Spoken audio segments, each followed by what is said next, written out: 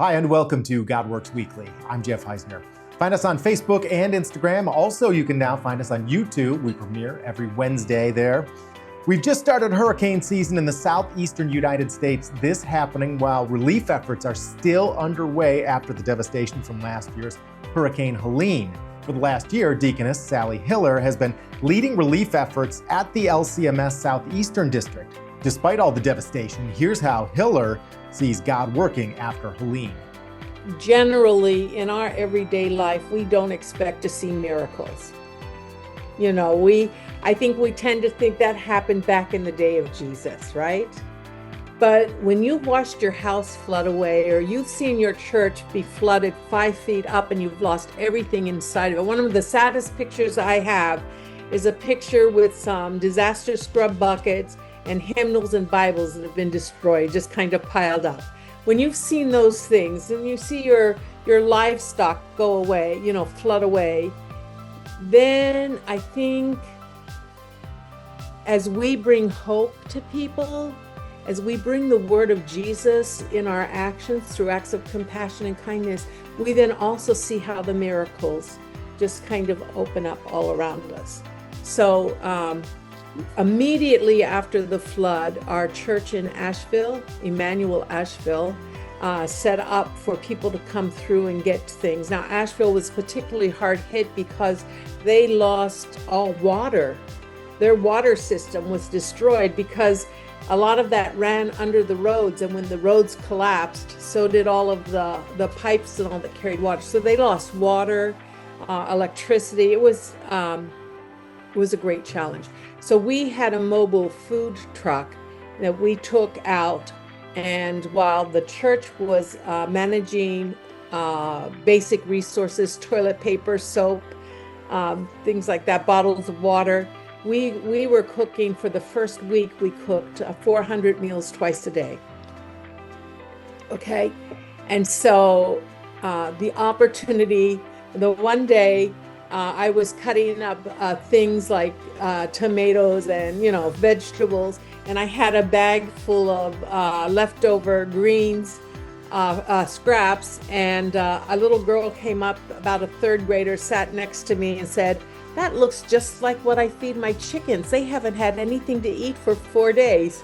And so now when we tell the miracle of feeding the hundreds there in Asheville, we always say we fed 800 meals a day plus 4 chickens.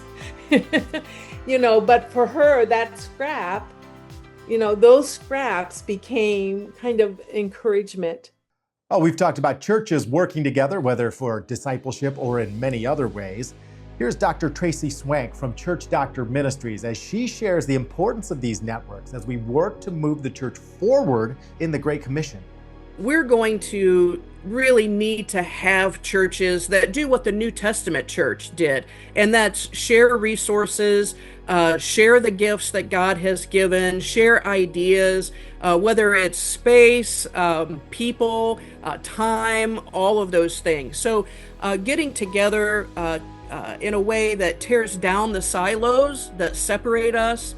Think about how we can do even things like training events and workshops. We're doing more of that, where we're putting together cohorts of local churches, even across some different denomination and associations, even within our Lutheran networks. How can we start to work together to share those unique gifts that God has given us and create more networks and movements rather than these siloed infrastructures that we have built over time that actually isolate us as Christians away from the people who are trying to do the same thing that we're all trying to do. We all believe in the Great Commission. We all believe in equipping and sending people using the gifts that God has given us, and we're all to be witnesses. There's not a designation. That's one of the things that I share with people all of the time in Acts 1:8. It's, that you all would be witnesses. And how can we do that together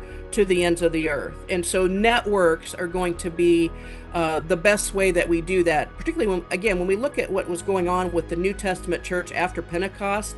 There was a lot of networking that's interpersonal. There was communication that was going on, relationships that were being built, resources that were being shared. And we need to really use that as a model for our future church.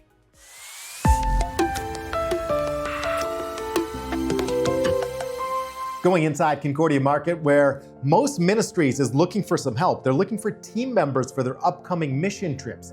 Here's the list: Honduras eyeglass trip in August, a Mexico water trip for early October, and India and Guatemala mission trips for eyeglasses. That happening later on in November. Most is making their first trip to Canada. They're doing that by teaming up with Lamp Ministries.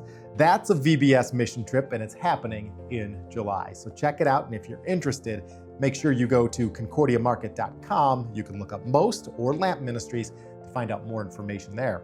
And there are 2 new blogs on the website from David Maier, Go Make Disciples, and a collaboration with Bob Newton. It's called What Matters. I encourage you to check both of those out. They're on concordiamarket.com. All right, time for What You Reading, and we're chatting with Zach Zender from the Red Letter Challenge Ministry. Zach, what you reading? It's called Steps by John Ortberg.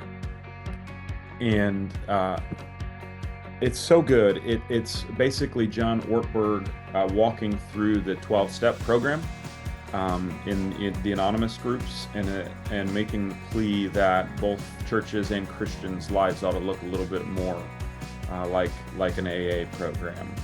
And I've just found it to be really, really good and truthful. I think, one of the things I really love about what he says is that he talks about the celebration of personal inadequacy.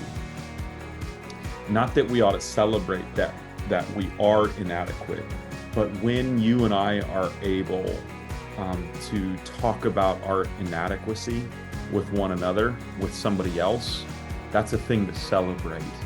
And that's sometimes what we don't do. We highlight and tout our strengths, our things that are, that are really in a good place, but we struggle to bring up my part, my sin, my struggles. And that's, I think, a huge piece even of what we're going through in our church body right now is that we've got, sometimes division, and on both sides of the division, like no one on either side wants to say, like, I'm sorry, I'm wrong, I screwed up, I shouldn't have done that. And so that's what I really have resonated with, is that sort of celebration of personal inadequacy. And am I a person that's become so content with the grace of God in my life that I'm able to share, how weak I am, in order that the sufficiency of Christ's grace might overshadow my weakness. So anyway, I'd highly recommend John Ortberg's Steps. It's got me thinking too of like, there's something, this is something that can preach, there's something more to it. And John Ortberg's a great pastor. He's got so many videos out there. He's went through a hard time himself in ministry, and really just value his writing. Don't forget, we've got links to everything that we've covered. Check out the show notes for that. And send us your story ideas. Tell us about those cool things that are happening at your church. We'd love to highlight them. Thanks for watching God Works Weekly. Make it a great week.